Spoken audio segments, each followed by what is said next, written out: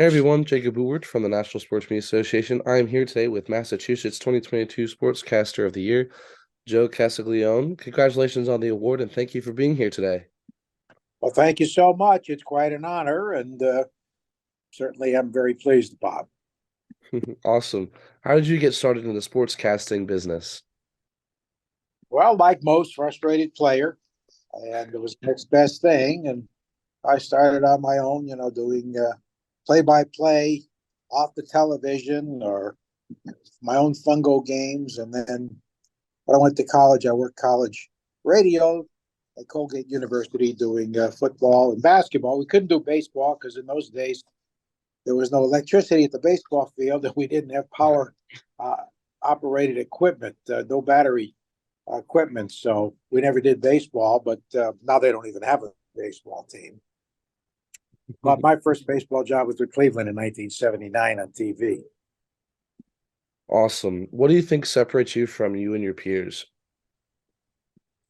Oh, I don't know if we separate. I think, everybody has their own unique style, and you try to do what you do best as other people do. And it's very subjective, who likes whom and that type of thing. And no one really, I think, separates himself. They may get better breaks, know the right people, but we're all individuals, and that's what's a great thing about what we do.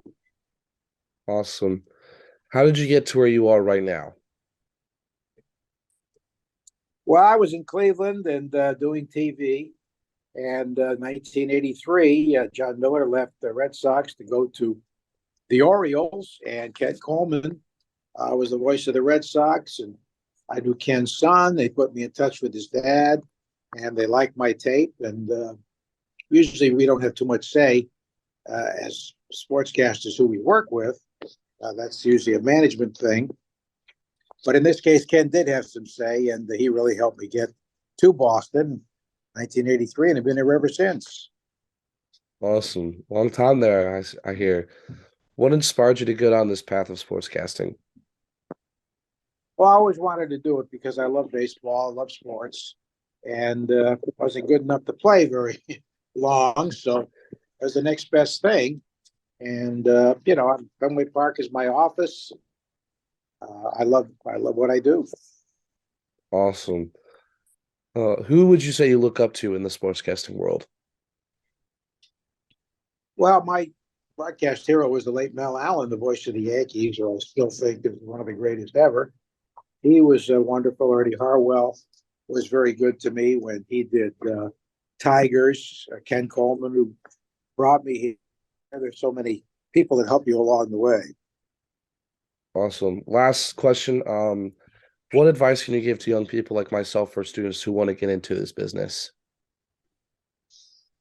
Well, know how to prepare. I mean, no one ever taught me how to prepare, but I think with courses today, people can teach you how to get ready for a broadcast, to make sure that you are ready to do, you have background information, to read as much as you can, and to practice as much as you can. Repetition is very good. And I would suggest you try to do that. The first job is always the toughest to get because you don't have anything on your resume. But there are more avenues today, too, with local cable and